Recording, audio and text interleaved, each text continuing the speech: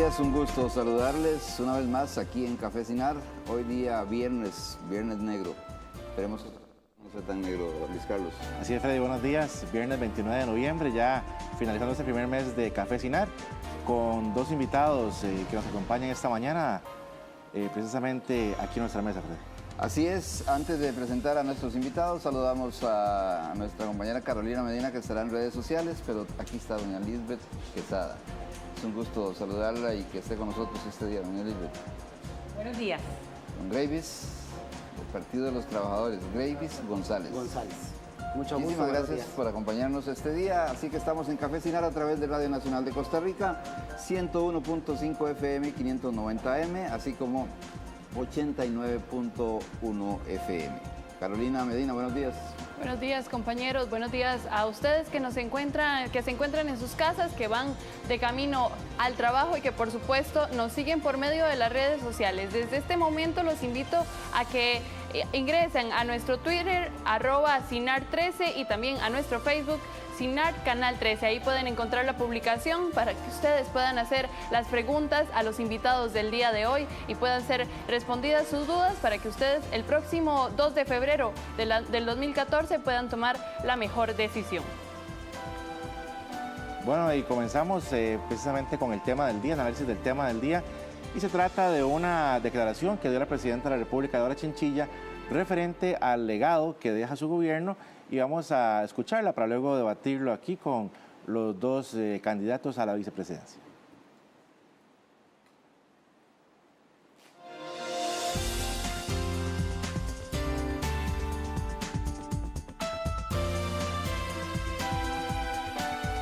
Uno cuando gobierna, uno inicia proyectos que no están supuestos a terminar en 4 años, sino imagínense que entonces uno solamente emprendería proyectos muy chiquiticos.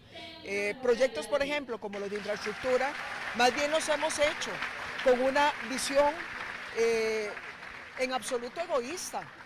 Nosotros estamos dejándole sembrada a la próxima administración una cartera de proyectos en materia de infraestructura que más bien le va a permitir a esta administración inaugurar lo que yo no puedo inaugurar. Estoy haciendo algunos proyectos gracias al financiamiento que él nos dejó, sobre todo lo que es el tema Chilamate-Voltecope y la parte de Guanacaste. De manera que es un continuo, y lo que tienen que hacer los gobiernos es no pensar en mezquindades, sino que dejar las obras avanzando a sabiendas que son obras que tomarán algunas 2 o 3 administraciones. Bueno, dejar las obras avanzando, dice doña Laura Chinchilla. ¿Qué piensa usted, doña Lisbeth? Que por lo menos no las está inaugurando a la mitad como las inauguró don Oscar, ¿verdad? Para que después no pudieran funcionar. Mire, yo lo que pienso es que este gobierno ha estado en falta y en falta constante con el pueblo de Costa Rica. Aspectos diplomáticos de lo que pasó con Calero, que fue un pésimo manejo. El viaje en avión con dueño del avión, una persona cuestionada. El reporte del Estado de la Nación, que somos todavía muchísimo más pobres los pobres y más ricos los ricos. Yo creo que doña Laura significó una esperanza importante para las mujeres y los hombres de este país, porque de alguna manera, aunque yo no voté por ella, sentíamos que se le podía poner un toque femenino, un toque de mujer, un toque humanista a la administración.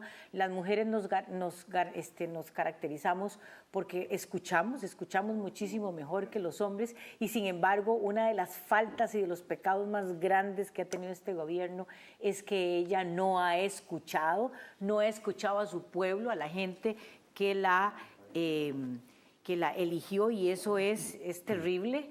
Ha seguido manteniendo personas que han estado cuestionadas en su gobierno. En fin, nos despertábamos semana a semana con un escándalo, con un chorizo.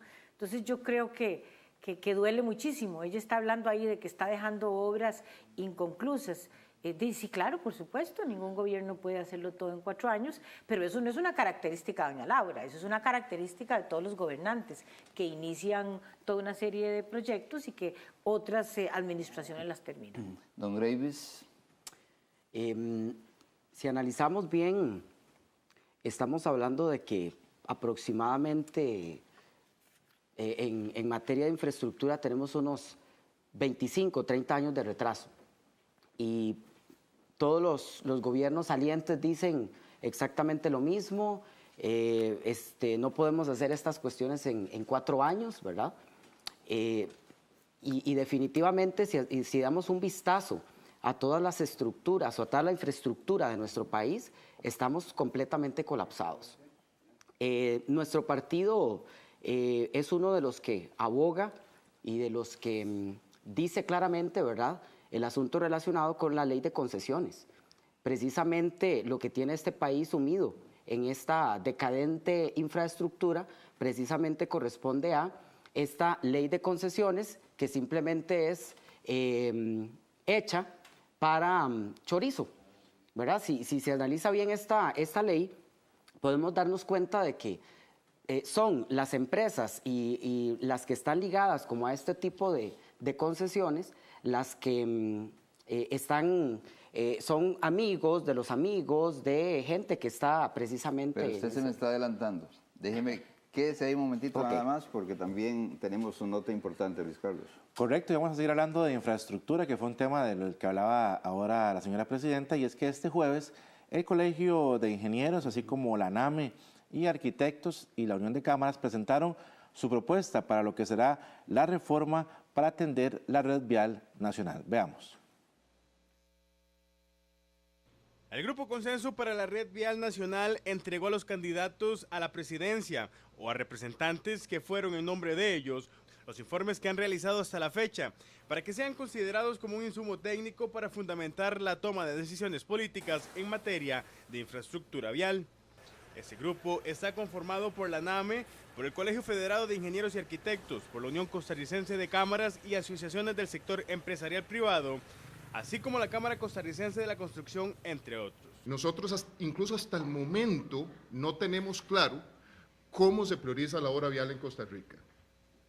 ¿Por qué se decide intervenir un proyecto? Nosotros veníamos con una serie de proyectos descabezados, y les doy un ejemplo rápido, Sifón La Abundancia, un proyecto que no conecta ni con San Carlos y que no conectaba con la Interamericana, sea a la altura de Naranjo o de San Ramón. Ustedes ven que ahora se está haciendo un esfuerzo para añadir ese par de elementos dentro de la carretera. Eso nace del consenso. Estos expertos han entregado hasta la fecha 2 informes técnicos, donde se señala la importancia de realizar una reorganización y fortalecimiento del CONAVI y el MOP. Entre esas recomendaciones están la conservación de la red vial, lo que significa limitar la acción del CONAVI a la conservación de la red vial nacional, así como la reestructuración del MOP, que los proyectos de obra nueva y mejora sean parte de las funciones que realice este ministerio, así como realizar estudios para el diseño, esto para la gestión de las obras nuevas que realice el Ministerio de Obras Públicas y Transportes. Además, también se habla de las responsabilidades de los funcionarios, esto es, aclarar las funciones y responsabilidades y sanciones de los profesionales y entes que participan en los proyectos.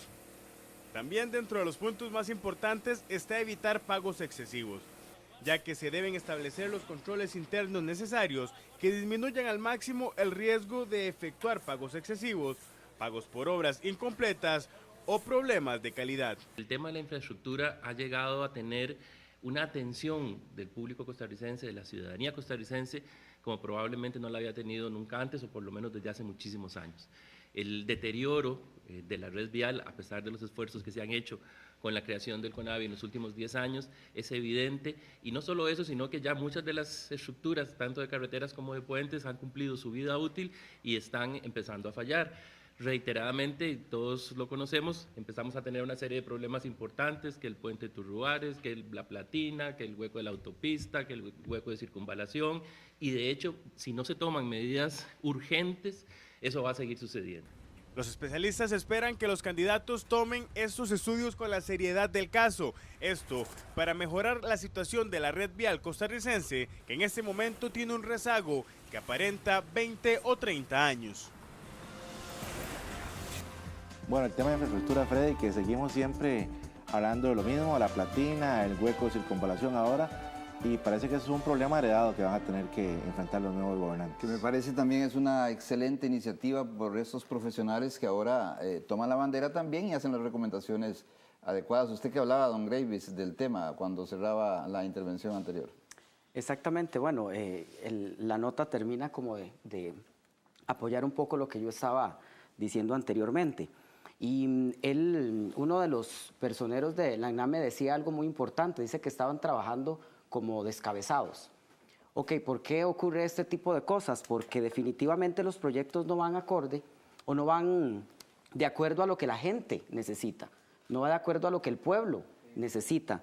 Prácticamente los proyectos se van haciendo al son de lo que los empresarios y las cámaras empresariales van dictando y necesitando. Entonces, él decía, pues se empezó a trabajar en un proyecto que no conectaba absolutamente nada. Entonces, bueno, pues, ¿cuál es la razón de ser de eso? Entonces, precisamente es el asunto de el gobierno, ¿para qué está?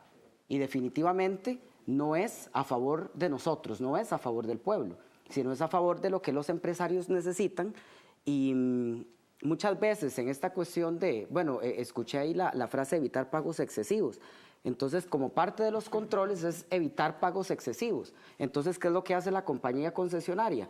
Bueno, entonces, para regular un poquito eso, vamos quitando derechos, vamos quitando igualmente salarios, disminuyendo esos salarios, recortando personal y una serie de situaciones que definitivamente van afectando a los trabajadores como tal. Y termino diciendo lo siguiente: se nos vende la idea regularmente de que el Estado es totalmente ineficiente y que por esa razón necesitamos contratar entidades extranjeras y transnacionales. Y resulta que esa es una idea que se nos ha venido vendiendo desde hace tantos años, por ejemplo, a partir de los 80s, y es totalmente erróneo. O sea, nuestro país y el Estado como tal, si tiene una buena organización, tenemos la completa capacidad para poder sufragar todas las necesidades que el pueblo necesita. Dentro de la nota, bueno, también proponen que el CONAVI se limite exclusivamente al mantenimiento de las vías, que las concesiones, o sea, sean reformados para que obedezcan realmente a las necesidades del pueblo. Doña Lisbeth, usted sí, como exdefensora de los habitantes, conoce bien el tema. Vea, este país tiene una de las mejores redes viales del planeta, así como usted lo oye. Nosotros hemos hecho con el MOP a lo largo de muchos años comunicación por todo el país. En kilómetros. En kilómetros. Ah, no, por supuesto. No, sí, déjeme terminar. En comunicación, en kilómetros, en la visión de abrir yo por aquí. Yo me transporté a otro planeta. No se me transporte, quédeseme aquí. Sin embargo, ¿quién abrió eso en la historia de Costa Rica? Bueno, los gobiernos, nosotros, nada de concesiones, el MOP. ¿Y qué es lo que hemos hecho sistemáticamente con el MOP? Bueno, le creamos un CONAVI como un apéndice ahí que no ha funcionado, que no ha dado la talla, en lugar de reforzar al MOP, en lugar de darle los instrumentos al MOP. ¿Y qué es lo que pasa? Es que no hay planificación, hay una improvisación. Un poder de la República en determinado gobierno camina por aquí, el otro camina por aquí y el otro camina por aquí. Imposibilidad de negociar. Negociar no significa vender la conciencia, significa la posibilidad de escuchar. Y de nuevo este gobierno y esta señora no ha escuchado. Vea, uno se pregunta cosas como estas. Ahora que usted decía que la Defensoría de los Habitantes, que fui defensora, el hueco de la autopista, eso tiene una razón de ser. Los huecos como esos no se hacen solitos. Nos vendieron la idea de que, que se había lavado y no sé qué, pero ¿por qué hace 50 años y 30 años y 20 años que tiene esa autopista eso no se había lavado? Habría que ir a buscar de dónde, por qué razones. No obedecerá eso a desarrollos residenciales que se hicieron más arriba, con desviación de aguas, con una serie de cosas, porque yo recuerdo, y en este momento qué pena que no tengo los datos, pero yo recuerdo que habíamos estado investigando algunas cosas en la Defensoría de los Habitantes arriba de esa zona, y de repente aparece un enorme hueco en la autopista. Nosotros no tenemos esa capacidad de darle seguimiento a las cosas. Ahora, con la ley de concesión de obra pública, que es un desastre, que tiene un montón de huecos, como decía el compañero, para el chorizo, iniciamos la era china en Costa Rica. Don Oscar Arias dejó las bases de eso. Yo diría casi que nos compraron la conciencia cuando nos regalaron ese estadio nacional en La Sabana. Recordemos, por favor, que no hay almuerzo gratis. Detrás de eso tiene que venir algo forzosamente. Lo que pasa, doña Lisbeth, que me estoy adelantando. No, y no solo eso, sino que cuando a mí me invitan a un almuerzo, ya yo sé que llego al almuerzo y me voy. Así que ciertamente no hay almuerzo gratis, no pero hay que saber comerse ese almuerzo, ¿verdad? Correcto. Hay que saber comérselo, bueno, yo no sé. Vamos a ir también ahora con otra información que queremos aquí comentar con nuestros invitados de hoy, y es precisamente sobre los derechos y deberes laborales de las personas extranjeras. Precisamente sobre este tema que se va podemos abordar más adelante con correcto. Nuestros invitados. Nada más en este caso, doña Lisbeth y don Gravis, tal vez sobre el CONAVI, que se ha hablado mucho, ¿creen ustedes que debe cerrarse, no debe cerrarse? Porque es algo que está en el tema ahí de los partidos y de lo cual muchos han ejercido una bandera al respecto. Mire, yo le diría que yo lo cerraría, como cerraría otro montón de instituciones o oficinas. Antes las sometería al escrutinio y a la transparencia pública y de alguna manera haríamos cumplir la ley con respecto a los funcionarios públicos que dicen que una vez que usted ha estado en un puesto público y se le prueba algo, tiene vigencia hasta 4 años después. Bueno, yo si tuviera ese poder lo haría, que eso no caducara nunca, que usted siempre fuera responsable, porque con los errores que se han cometido, como por ejemplo con la carretera a San Ramón, ¿quién paga eso? Que nosotros, sus nietos, las siguientes generaciones quedamos endeudadas, y los funcionarios públicos, don Oscar Arias, que estuvo metido en todas esas negociaciones y en todas esas cosas, como por ejemplo lo que pasó con Cruzitas, a ese no se toca, a ese no se le... No, un momentito. Aquí no hay nadie al que no se le pueda llegar. Don Gravis, el Partido de los Trabajadores, ¿cómo ve esta propuesta? Otra de las consignas principales que nosotros hacemos es que sean exactamente el mismo pueblo, los mismos trabajadores, los que, como dijo doña Lisbeth, estén sometiendo al escrutinio la función de las personas a cargo de ciertas entidades estatales y el funcionamiento como tal del Estado. Entonces, de repente, nosotros planteamos que seamos nosotros mismos, que seamos los trabajadores, que sea el pueblo mismo el que determine la necesidad o no de que el CONAVI se mantenga o se elimine. Sin embargo, vean que decía ahí que el CONAVI se dedica únicamente a mantenimiento, y vamos entonces una vez más fortaleciendo la ley de concesiones de obra pública, porque hay un montón de empresarios haciendo fila para poder entonces hacer la piñata con todos los recursos naturales de trabajo que tenemos nosotros en este país. Y luego, esto que ustedes decían en relación con por ejemplo, las compañías extranjeras. ¿Qué pasa? Ellas vienen, construyen algo y ya tenemos una experiencia al respecto, no se termina del todo, queda mal hecho y resulta que hay que estarles pagando el valor de eso y muchísimas cosas más, encareciendo el costo de vida de los que utilizamos las carreteras, ¿verdad? Gracias, don Gravis. Vamos a aprovechar para ir a un corte comercial y regresar este día con nuestros invitados, doña Lisbeth Quesada y don Gravis González.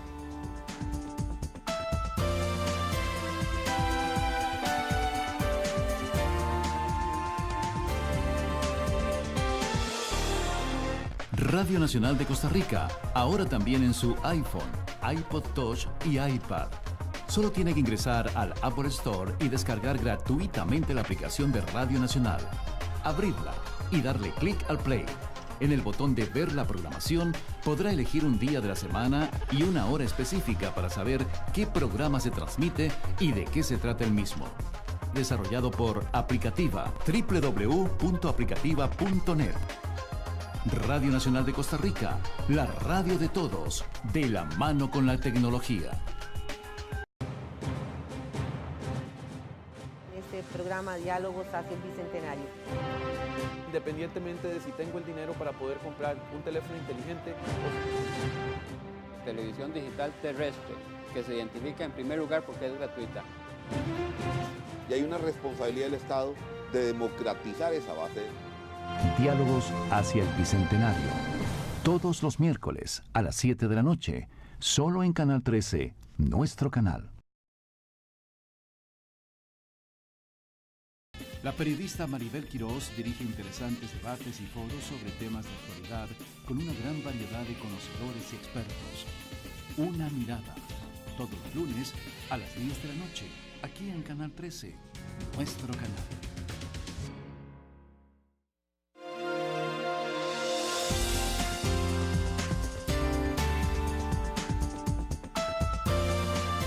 Regresamos a Cafecinar en la sección de redes sociales, donde ustedes tienen la opción y la posibilidad de opinar, de hacer sus consultas a los candidatos a la vicepresidencia. El día de hoy ustedes pueden hacer sus consultas vía nuestro Twitter, @Sinar13, y vía el Facebook, Sinar Canal 13. Ahí tienen la publicación donde pueden encontrar la fotografía de doña Lisbeth Quesada y también de don Gravis González. Así que vamos a iniciar con la pregunta que nos envía May Strieber. Ella nos manda 4 preguntas, sin embargo seleccionamos 2 de ellas.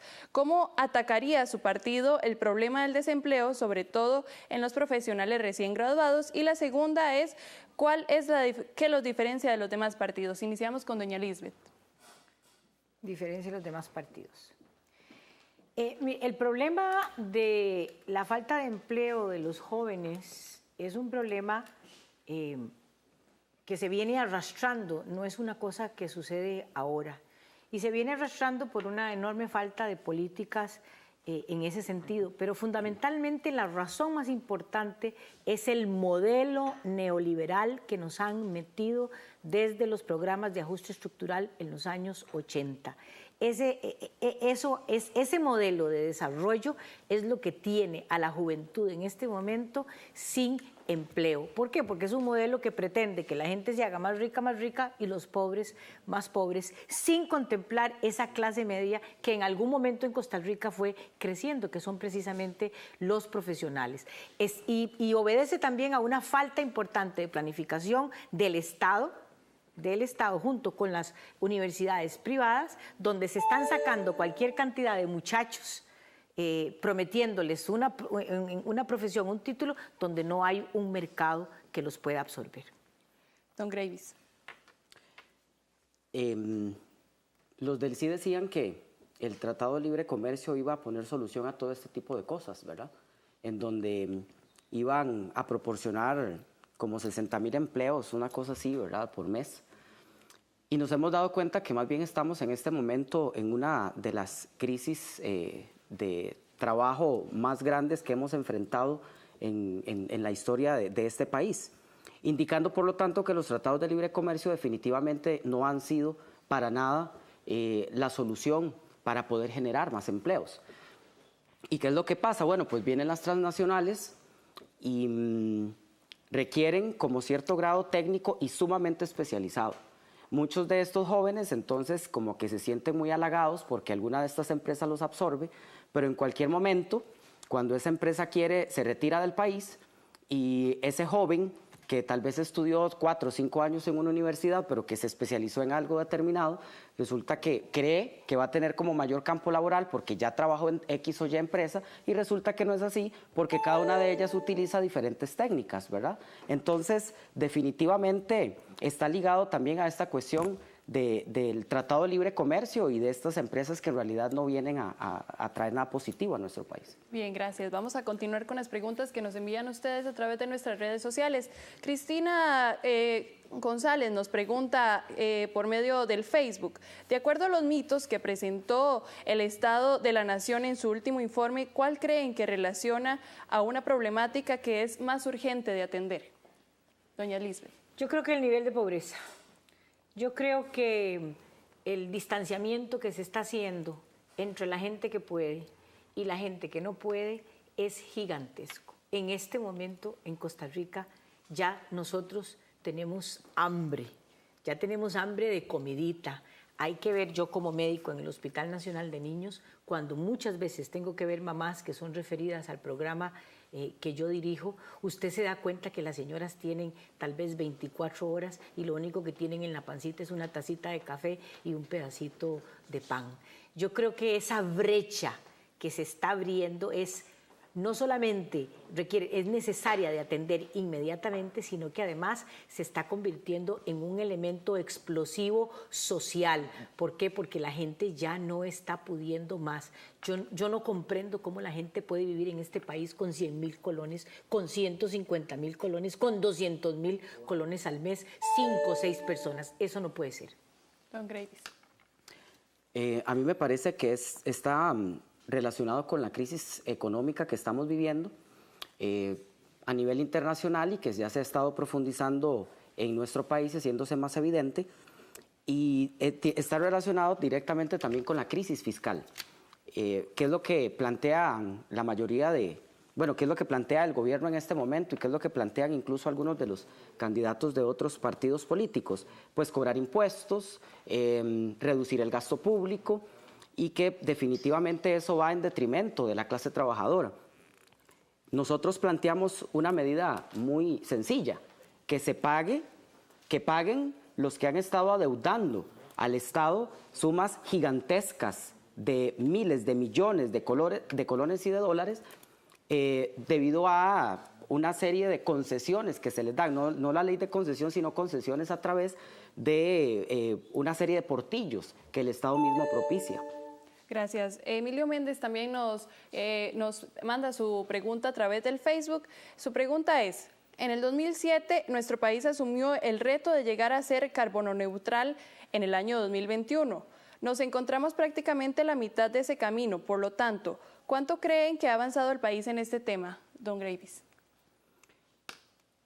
Bueno, se ha tratado, ¿verdad? Ahí vemos como regularmente conferencias, reuniones y todo esto relacionado con, carbono neutral, que es toda la cuestión de la protección del medio ambiente, ¿verdad? Por un lado, se puede decir que algo se ha avanzado, ¿verdad? Porque pues, se han tratado de implementar ciertas medidas, pero una vez más, y tal vez suene a majadería, pero en realidad así es.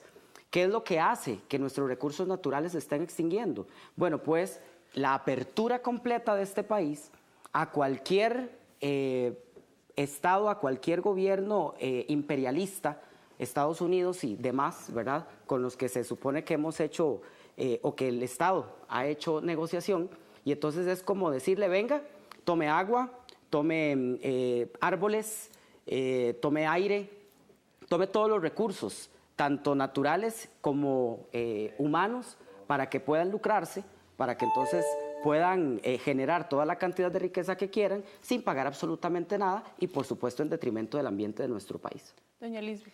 Mire, yo creo que esto del carbono neutral, sí, muy bonito, muy bien. Me encantaría que pudiéramos llegar al siglo XXI con un reto como este, pero la verdad es que eso es una venta de imagen de los diferentes gobiernos. ¿Por qué? Porque Costa Rica tiene una legislación riquísima en protección ambiental y el primero en violarla es el Estado costarricense.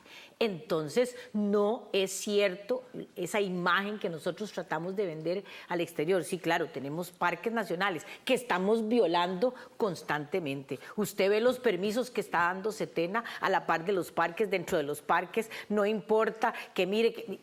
y todo se diluye, la impunidad, no pasa nada, hay destrucción del ambiente, el tribunal ambiental no tiene los dientes ni tiene las garras necesarias para hacer valer la legislación. Entonces, carbono neutral, sí, muy bonito, ojalá que eso verdaderamente se pudiera cumplir, pero no lo estamos cumpliendo. ¿Por qué? Porque violamos la legislación ambiental. Nosotros no necesitamos más legislación ambiental, tenemos lo que tenemos que tener, pero no la respetamos y el Estado es el que la viola. Bien, muchísimas gracias por las respuestas y también a ustedes que participan con nosotros a través de las redes sociales para que puedan ser todas respondidas de la mejor manera. Así que continuemos con más de Café Sin Nada. Bien, gracias Carolina. En las preguntas que hacen nuestros televidentes y radioescuchas a través de las redes sociales quedan muchas interrogantes que uno puede seguir tocando. También Luis Carlos hace unos minutos hablaba sobre los derechos laborales de los migrantes, en este caso, campaña que estará saliendo en estos días, obviamente. Y también se me viene a la mente en este momento el informe del Estado de la Nación, que habla que solo el 38% de los asalariados tienen los derechos laborales tal y como están establecidos, y el resto de los costarricenses.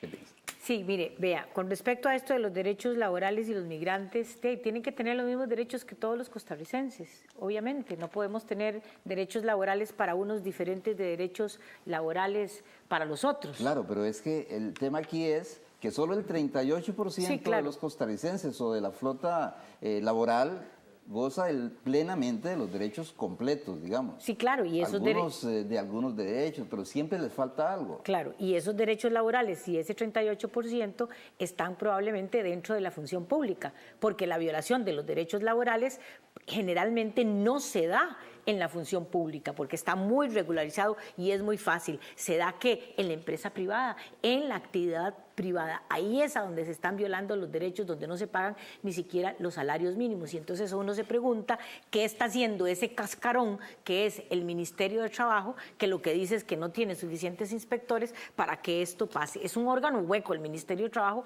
no está haciendo su papel. ¿A qué se ha limitado? A que usted llega y le dicen lo que le toca es tanto, pero no hay un verdadero acompañamiento y realmente las personas cuando ven violados sus derechos no tienen cómo accesar a la justicia para que sus derechos sean verdaderamente protegidos. ¿Y qué es lo que sucede? Que la empresa privada y los grandes empresarios y las transnacionales sin ningún problema violan los derechos. ¿Dónde es que se violan los derechos, por ejemplo, de las mujeres? Los derechos laborales en la empresa privada. Usted ve ahí un tanto por ciento de mujeres que acceden al mismo puesto, con la misma educación, con los mismos títulos, y las mujeres ganan menos que los hombres en la empresa privada. ¿Y qué hace el Estado costarricense? Seguro que se hace de la vista gorda, porque mire lo que dice el informe del Estado de la Nación. Y el Partido de los Trabajadores, ¿cómo ve esto? Porque imaginamos que tienen bastante comunicación y aquí lo que vemos también en sus perfiles es que ustedes reciben mucha retroalimentación de eso.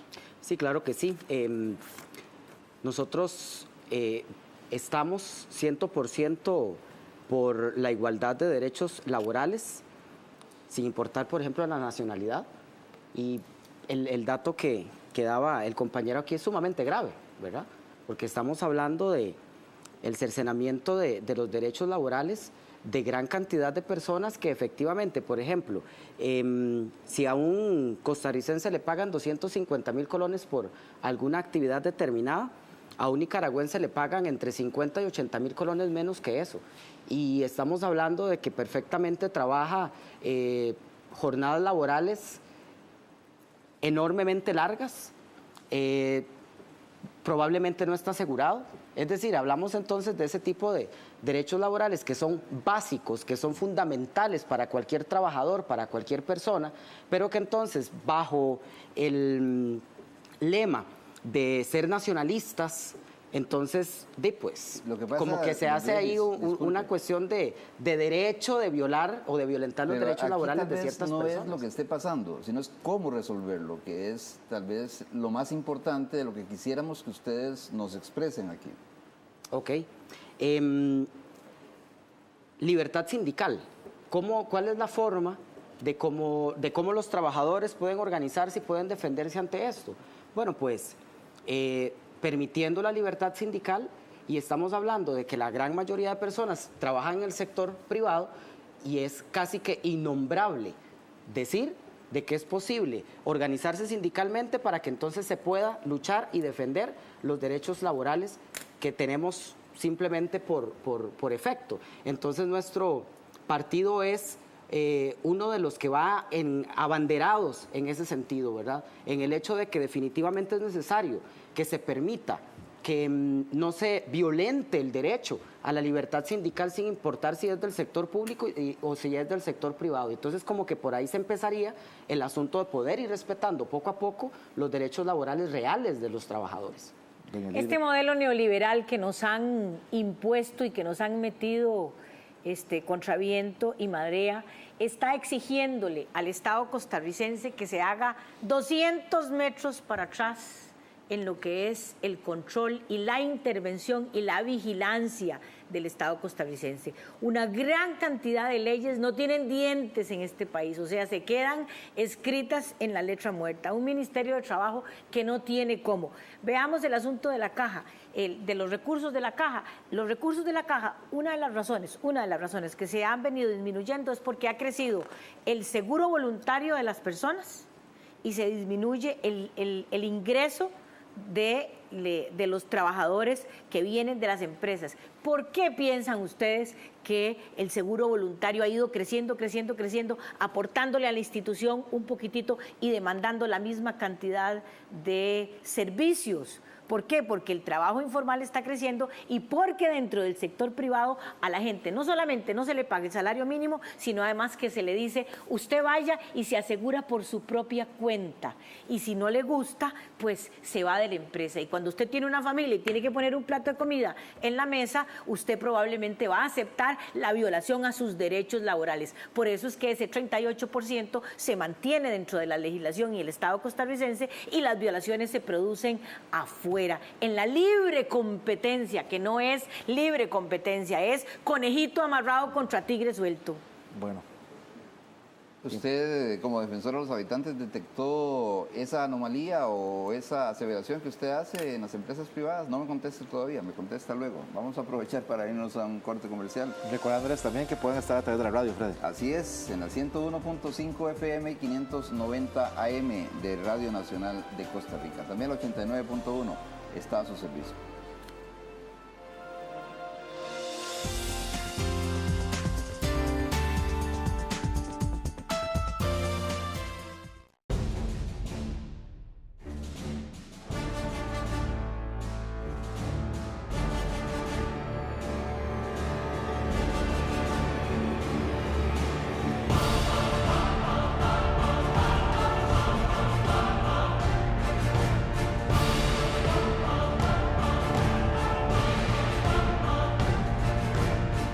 Quiero invitarlos nuevamente para que vean ahora la entrega número 5 de la miniserie biográfica de Franklin Chandías. Había logrado ya sus sueños, ahora estaba en la NASA, estaba siendo reconocido por muchos, hasta el propio Mario Moreno Cantinflas llegó a visitarlo para conocer a un héroe latinoamericano. Pero no solo hizo un viaje, hizo 7. ¿Cuáles fueron los momentos más difíciles de estos 7 viajes? No se lo puede perder en la 5ª entrega de la miniserie biográfica de Franklin Chandías. Miércoles 10 de la noche, domingo 8 de la mañana.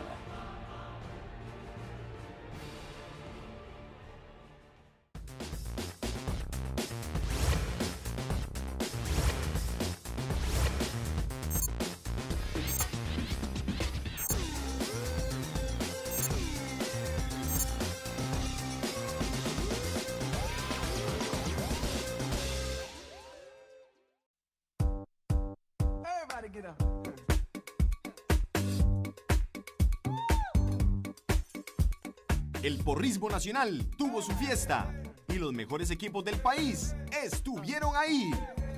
Revive con nosotros los mejores momentos del Campeonato Nacional de Porrismo 2013. Este sábado 30 de noviembre a las 7 de la noche, aquí por Canal 13, nuestro canal. Te invitan.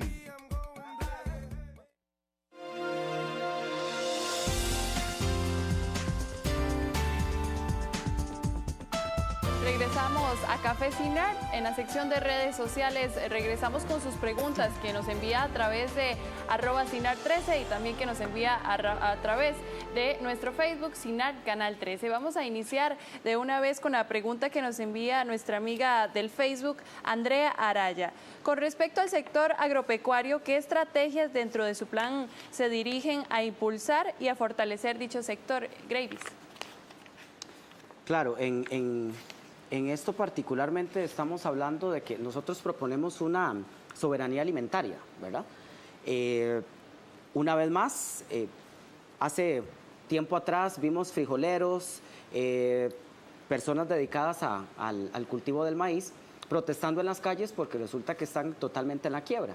Entonces, nuestro partido plantea puntual y centralmente que definitivamente, una vez más, los tratados de libre comercio tienen que irse de este país porque perfectamente nosotros podemos suplir gran cantidad de los granos básicos y de las cuestiones alimentarias que requerimos.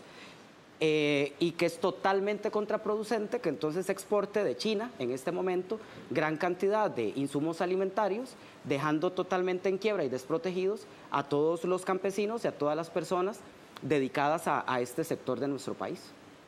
Doña Elizabeth. Sí, mire, el sector agropecuario es algo importantísimo.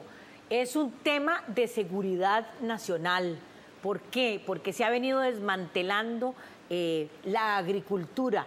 Y en algún momento el control de lo que nosotros comemos ya no lo vamos a tener los costarricenses, sino que lo van a tener desde afuera. Y usted doblega a cualquiera en un país quitándole la comida. Agoniza el Consejo Nacional de la Producción. Cuando yo era defensora, usted no sabe la cantidad de cosas que nosotros hicimos para evitar la reforma que estaba haciendo don Oscar Arias en el Consejo Nacional de la Producción. Yo comí del Consejo Nacional de la Producción. Mi mamá me mandaba el estanco cuando yo era una niña a comprar comida y granos a un precio que era accesible.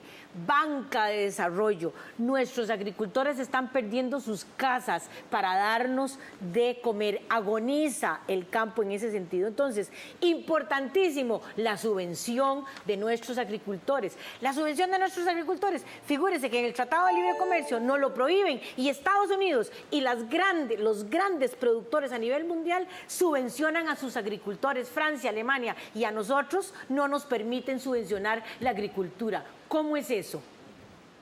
Gracias, doña Lisbeth, y también a Gravis, y gracias a ustedes que participan a través de nuestras redes sociales. Y como es común, en nuestra sección de redes sociales vamos a hacer contacto con uno de los ticos que se encuentran en el extranjero. En esta ocasión vamos a conversar con María José Rodríguez. Ella se encuentra desde España, así que buenos días, María José. Buenos días, Carolina. Yo estoy estudiando guión audiovisual en la Universidad de Navarra. Llevo 4 meses en España y mi pregunta para los candidatos a la vicepresidencia es la siguiente. La producción audiovisual de un país es un indicador de su desarrollo tanto cultural como económico. ¿Cómo fomentaría usted esta industria? Muchas gracias. Gracias a María José desde España que nos envía su pregunta y bueno, vamos a responderle entonces a María José Rodríguez su duda acerca de la proyección del campo audiovisual en Costa Rica. Gravis. El campo audiovisual es en este momento, hoy por hoy, ¿verdad?, una de los puntales importantísimos. Nosotros, por ejemplo, como partido, hemos estado siendo o somos afectados porque resulta que invitaciones como estas son las que aprovechamos para poder darnos a conocer, porque al fin y al cabo todo el proceso, digamos, la mayoría de la gente se dirige por lo que ve en televisión, ¿verdad? Y entonces, en este momento, pues, las cuestiones y las pautas del Tribunal Supremo de Elecciones favorecen únicamente a los grandes partidos, a los grandes empresarios o a los grandes partidos que están ligados a los grandes empresarios, impidiendo que nosotros podamos como también tener acceso a esta cuestión, teniendo nosotros incluso dentro de nuestro partido la posibilidad de hacer material audiovisual que pueda promoverse, que pueda publicitarse de manera muchísimo más eficiente, permitiéndonos llegar a más cantidad de personas. Bien, doña Lisbeth. Mire, un ejemplo de esto es Canal 13, donde estamos hoy. está limitado en recursos que no le permiten competir con las grandes televisoras. Las producciones audiovisuales hay que relacionarlas con la cultura y con la educación. En el 2017 este país va a tener que ordenar todo lo que son las bandas radio, televisión, y usted tiene los grandes dueños de las televisoras en este momento del país que pagan literalmente una cochinada por año al Estado costarricense y son miles de millones lo que se ganan. O sea, definitivamente usted tiene aquí la producción nacional comprando nosotros enlatados en lo privado y la producción nacional relacionada con la cultura, nada que ver. Bueno, que la gente pague como gana, igual que el principio que el que contamina paga, usted gana como gana, usted paga lo que paga y el Estado puede subvencionar entonces la televisión nacional para cultura y sobre todo para educación. Perfecto, muchísimas gracias a ambos candidatos a la vicepresidencia por darles la respuesta a ustedes que nos siguen a través de las redes sociales. Vamos a continuar con más de Café Sin Aro. Recuerde que estamos también en Radio Nacional de Costa Rica, 101.5 FM, 590 AM y 88.1 FM. Continuamos con más y con nuestros invitados y también un tema del que doña Lisbeth hablaba ahora, pero que también don Gravis ha estado muy de cerca esta semana con el asunto de lo que ha pasado, por ejemplo, con el derecho a la salud también y la defensa de los derechos laborales de los trabajadores que se encuentran ahí. Don Gravis, sin duda también las luchas sindicales que han sido muy importantes se han visto segregadas, divididas por interés de los mismos sindicatos. Hablamos el otro día incluso con su candidato, con Héctor Monestel. ¿Cómo hacer para que nuevamente vuelvan los trabajadores, en este caso, que es a los que ustedes quieren llegar, a tener esa confianza en que esas luchas se defienden en general y no por pequeños grupos? Sí, es una cuestión precisamente de llegar a la conciencia de la gente y explicándoles precisamente que es todos juntos como clase trabajadora que podemos obtener muchísimo más éxito si estamos totalmente cohesionados. Nosotros como partido estamos en la tarea constante de precisamente eso, de motivar a todo el sector sindical como tal para que en un frente común podamos luchar en contra de todas estas políticas neoliberales que van totalmente en contra y cercenando los derechos, como ya he dicho anteriormente. Entonces, bueno, dichosamente hubo ahí como una ganancia importante de esta lucha de un poco más de 15 días, ¿verdad?, en relación con los programas de atención de salud, ¿verdad?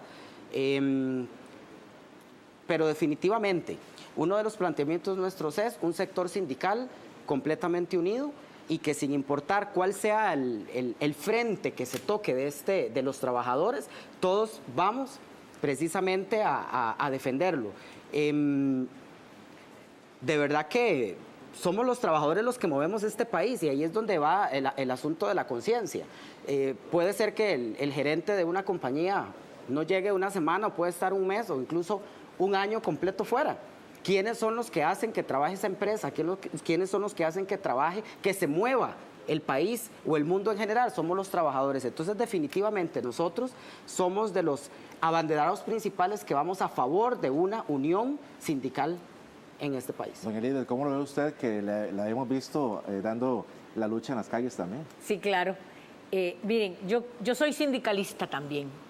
Yo estoy asociada en mi gremio y pago a la Unión Médica. Sin embargo, y tengo que decir esto y sé que tal vez me voy a echar muchos enemigos encima, pero el movimiento sindical en este país perdió rumbo. Si ustedes ven las diferentes negociaciones que se van haciendo a lo largo de la historia del sindicalismo de Costa Rica, uno ve cómo esa clase trabajadora en los años 40 era monolítica. Estaba trabajando por el interés de todos. Hoy usted ve grupos, los sindicatos están defendiendo intereses de grupo, perdiendo la visión, la trascendencia de lo que es el trabajo y el movimiento sindical para que todos y cada uno de los trabajadores tengan lo que tienen que tener y se protejan sus derechos. Entonces, este modelo neoliberal y esta economía también ha afectado al movimiento sindical en el sentido de que conseguimos lo que necesitamos para nosotros, a veces sobre las espaldas de otros, sabiendo que otros compañeros trabajadores no tienen acceso a eso, pero nosotros sí. Entonces, teniéndolo nosotros sí y los otros no. No, un momentico, aquí o hay para todos o hay patadas. ¿Cierto eso, don Gregorio? ¿Los golpea a ustedes?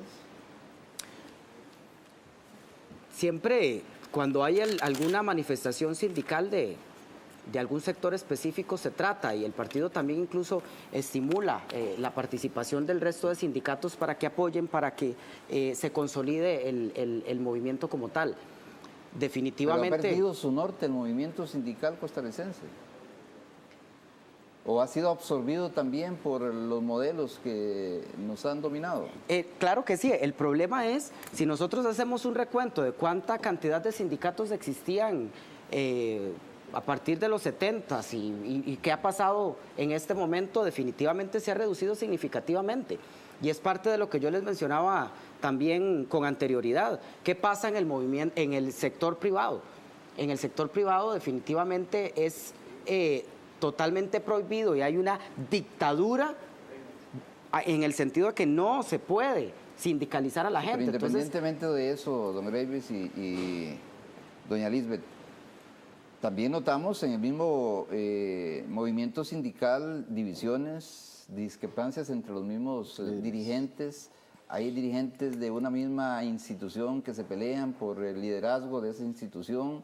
Vemos un solo dirigente sindical que siempre sale en todo, no solamente en el problema, digamos, de los motociclistas, sino también de la medicina, en fin, en todo.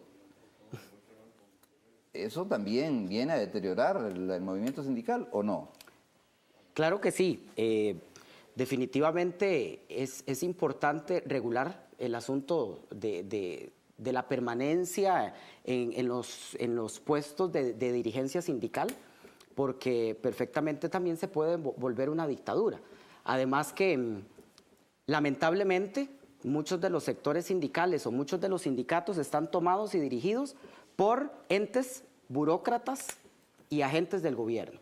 Entonces, evidentemente, que un dirigente sindical salga defendiendo al gobierno y salga dándole razones de que definitivamente, por ejemplo, la caja está en quiebra por todo lo que se le paga a los médicos y cosas similares, eso es totalmente innombrable, ¿verdad? Estamos hablando que precisamente el movimiento sindical es para la defensa de los trabajadores y entonces el dirigente sindical tiene que estar a expensas de lo que sus agremiados como tal necesitan y requieren. Por lo tanto, no hay absolutamente ninguna duda de que un dirigente sindical tiene que defender a los de su clase y por lo tanto también tiene que haber una regulación permitiendo que otros surjan y también se dé la oportunidad para que otros participen en ese proceso. Ahí vi doña Lisbeth diciendo no cuando usted habló de... No, que me diera un campito. Permítame nada más, doña Lisbeth, agregar algo para que usted continúe.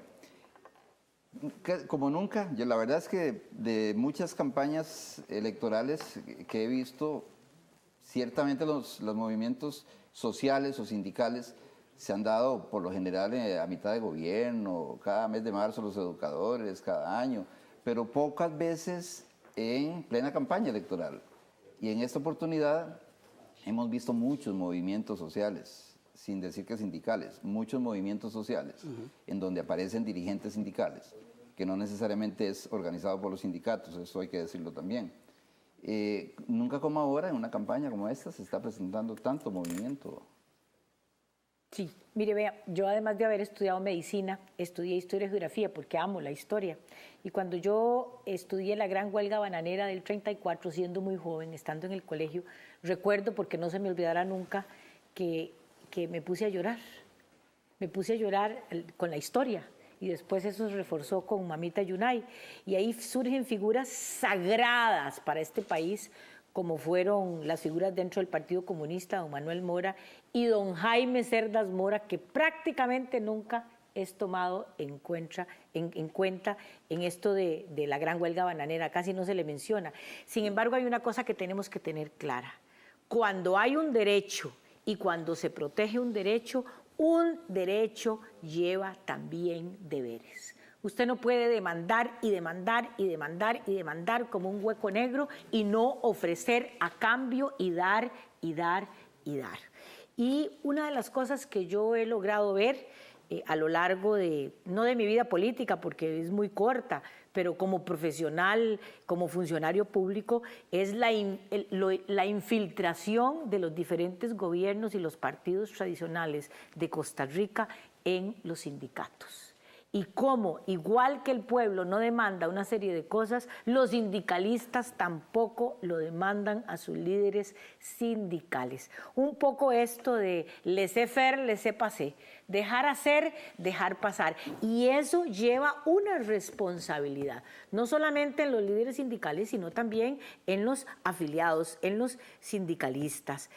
Movimientos sociales, por supuesto, ¿cómo no vamos a tener una gran cantidad de movimientos sociales si estamos hartos de la impunidad? Impunidad que nos recetan mañana, tarde y noche. Y nosotros nos damos cuenta de que pasa esto, se denuncia y no pasa absolutamente nada. No solamente es responsabilidad de los gobiernos y de las instituciones encargadas de la justicia, también de los actores principales, nosotros, los costarricenses, que hacemos el berreíto, nos damos la vuelta y estando yo contento, no pasa nada, me voy para mi casa y que sigamos hablando. Yo creo que es una responsabilidad que va en ambos lados y yo siento que el pueblo costarricense se está despertando en este momento. Bueno, agradecerles a don Gravis y a doña Lisbeth por haber venido esta mañana aquí y compartir con nosotros y también estaremos contactándolos después para también los programas de Radio Nacional y también de Cinar Digital y agradecerles por las exposiciones que han tenido, Freddy, esta mañana. Así es, Carolina también en redes sociales muy activa el día de hoy. Así es, don Freddy, buenos días a ustedes, nuestros invitados, y buenos días a ustedes que participaron con nosotros a través de las redes sociales. Desde ya los invito a que estén atentos porque el próximo lunes iniciamos con los candidatos a diputados, así que ustedes también van a poder hacer sus consultas a través del Twitter, @Cinar13 y también de nuestro Facebook, Cinar Canal 13. Buenos días. Gracias también a nuestros invitados, doña Lisbeth, don Gravis, muchísimas gracias por habernos acompañado el día de hoy y estaremos con ustedes el próximo lunes a las 6:30 en punto de la mañana aquí en Canal 13 y en Radio Nacional de Costa Rica con sus 3 frecuencias, 101.5 FM, 88.1 FM y 590 AM. El próximo lunes tendremos los candidatos a diputados por la provincia de Heredia y también este programa será retransmitido a partir de la medianoche de hoy y pueden también observarlo a través de www.cinar.gov.cr. Que tengan muy buenos días. Muchas gracias. Feliz fin de semana. Gracias.